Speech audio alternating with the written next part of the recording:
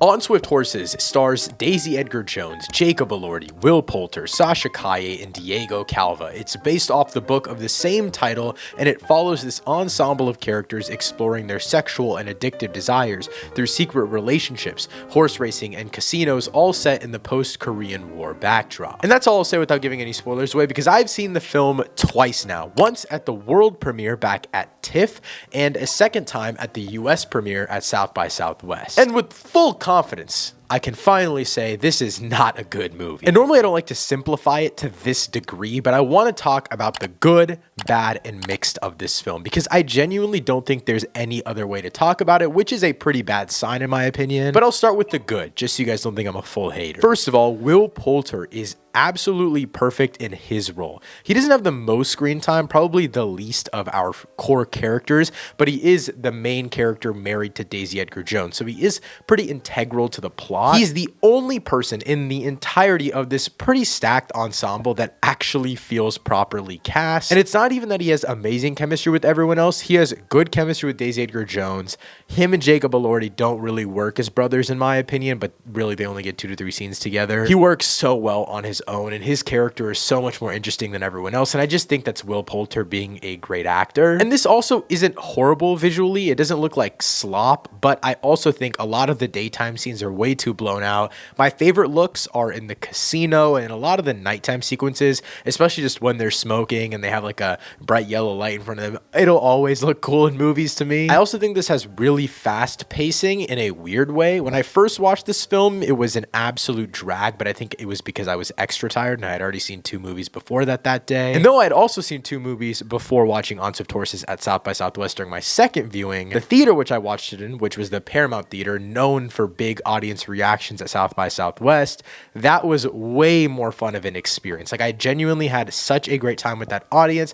Everyone was laughing. Everyone was actually enjoying their time. And at TIFF, it kind of just felt like it was dragging for literally every single person in that crowd. But I will also say the South by audience was definitely much younger. At the end of the day, I just think this has a good and interesting enough premise. Like, there is enough on a baseline entertaining story level going on, but that means it has absolutely zero thematic depth in my opinion, and that's where we get into the mixed of this film. And the mixed is just the fact that I can really only split up my commentary on this film into good, bad, and mixed. There's really nothing to dive into after watching this film. It's really just horny people having sex and gambling, and that can be cool, and it is. For the first like 15-20 minutes is happening. And then after that, it kind of becomes annoying, boring, and just uninteresting. Getting into the bad, it might not be a lot. Like, I guess I listed more good things off, but these are definitely core problems. I think almost every single role in this film is miscast. So other than Will Poulter, who I mentioned at the top of this video, Daisy Edgar Jones, Jacob Elordi, Sasha Calle, and Diego Calva, none of them fit into their roles at all whatsoever. Starting with Daisy Edgar Jones, I think she's a great actress. I've seen her in multiple projects, and I think she has a lot of potential. But this was not it. She also has zero chemistry with Jacob Elordi in this film. She also has zero chemistry with Sasha Calle, and I think to an extent, that was the point of her character, kind of uncomfortable in exploring her sexuality that might have been suppressed for so long on a modern American family standards level, but that's not the way it was brought onto the audience at all. And Jacob Elordi and Diego Calva also have no chemistry, and then obviously Daisy Edgar Jones and Jacob Elordi as well. I don't really like this role that Jacob Elordi is taking on. I just didn't really understand it. The best way to describe this film, in my opinion, is the fact that it's gonna make for some awesome TikTok edits, and those edits might just end up being better than the movie itself. All of these actors have massive followings online, whether it's because people have crushes on them or they're actually great actors and actresses, but this is like meant for your average Letterboxd user. And the final thing I just want to reiterate is the fact that it's not that this movie is overtly bad in like 1, 2, 3 bullet points. It's just the fact that I feel like this should have been so easy to execute.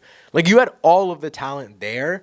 This story is kind of, it takes you only so far. There is just so much sex that amounts to nothing. And that might be the craziest thing I've said on this channel. But I love it when it's used as a metaphor for something, or it's actually able to be used in some level of commentary or thematic value. But here they're just fucking to fuck, and then they go ahead and bet on horse racing and gambling and stealing and all this kind of stuff. It just feels provocative to be provocative in no amounting value. At the end of the day, On Swift Horses is going to be perfect for Twitter fangirlies of all of these actors and actresses, but it never comes together in any properly or amounting way. Overall, I'm going to give On Swift Horses a 5 out of 10. If you've seen or want to check out On Swift Horses, let me know what you think of it in the comments down below. Thank you so much for watching. I'll see you next time. Peace.